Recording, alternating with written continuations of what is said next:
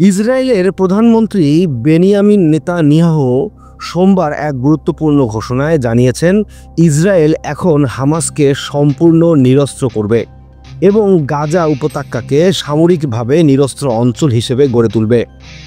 দীর্ঘ যুদ্ধবিরতি, সহিংসতা ও আন্তর্জাতিক চাপ এবং অভ্যন্তরীণ রাজনৈতিক অস্থিরতার পর এই ঘোষণা এসেছে, যা মধ্যপ্রাচ্যের ভবিষ্যৎ নিরাপত্তা ও রাজনৈতিক ভারসাম্যে বড় প্রভাব ফেলতে পারে। নেতানিয়াহু স্পষ্ট করে বলেছেন, আমাদের লক্ষ্য কেবল হামাসকে পরাস্ত করা নয়, বরং গাজা থেকে এমন সব সামরিক উপাদান মুছে ফেলা যাতে আর কখনো কোনো সন্ত্রাসী সংগঠন আমাদের নাগরিকদের উপর হামলা চালাতে না পারে।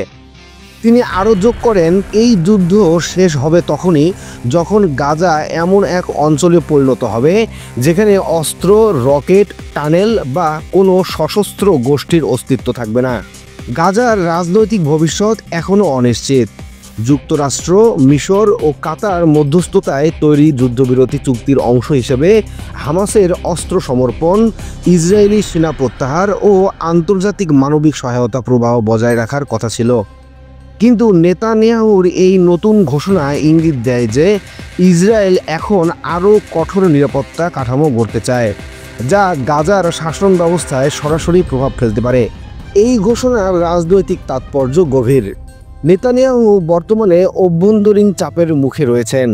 ইসরায়েলি সমাজে যুদ্ধবিরতি বনাম চূড়ান্ত নিরাপত্তা নিয়ে দ্বিধা সৃষ্টি হয়েছে। অনেক ইসরায়েলি নাগরিক চান দ্রুত স্থিতিশীলতা ফিরিয়ে আনা হোক। অন্যদিকে ডানপন্থী ও রক্ষণশীল গোষ্ঠী বলছে, হামাসের অস্তিত্ব পুরোপুরি বিলুপ্ত না করলে যুদ্ধ বৃথা যাবে। তাই এই নিরস্ত্রকরণ ঘোষণাকে অনেকেই নেতানিয়াহুর রাজনৈতিক টিকে থাকার কৌশল হিসেবেও দেখছেন। আন্তর্জাতিক পরিসরে এই পদক্ষেপের প্রতিক্রিয়া মিশ্র।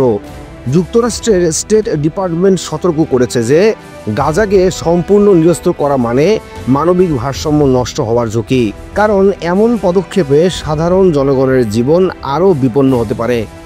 অন্যদিকে ইউরোপীয় ইউনিয়ন ইঙ্গিত দিয়েছে, গাজার পুনর্গঠন তখনই সম্ভব যখন যুদ্ধ ও সন্ত্রাস একসঙ্গে বন্ধ হবে। আরব লীগ এই ঘোষণা দিয়ে উদ্বেগ প্রকাশ করে বলেছে, গাজার রাজনৈতিক অধিকার ও আত্মনিয়ন্ত্রণের সুযোগ আরও সংকুচিত হতে পারে। বিশ্লেষকদের মতে, গাজাকে সামরিকভাবে নিরস্ত্র করা যদি বাস্তবায়িত হয়, তাহলে মধ্যপ্রাচ্যে নতুন নিরাপত্তা বিন্যাস দেখা দিতে পারে। ইসরায়েল হয়তো সীমান্তে স্থায়ী নিয়ন্ত্রণ রাখবে, আন্তর্জাতিক শান্তিরক্ষী বাহিনী সেখানে মোতায়েন হতে পারে এবং মিশর বা কাতার হয়তো প্রশাসনিক পর্যায়ে মধ্যস্থ ভূমিকা নেবে। তবে এই প্রক্রিয়া কতটা স্থায়ী ও ন্যায়সঙ্গত হবে তা এখনই বলা কঠিন। যুদ্ধবিরতির মাঝেও গাজার মানুষের জীবনযাপন এখনও বিপর্যস্ত। হাজারো পরিবার গৃহহীন, হাসপাতাল ও যুদ্ধ ধ্বংসস্তূপে পরিণত এবং মৌলিক খাদ্য ও ঔষধের অভাব প্রবল। তাই নিরস্ত্র গাজা পরিকল্পনা বাস্তবায়নের আগে মানবিক পুনর্গঠনকেও অগ্রাধিকার দিতে হবে, এমন মন্তব্য করেছেন জাতিসংঘের মধ্যপ্রাচ্য বিষয়ক দূত টর ভেনেসল্যান্ড।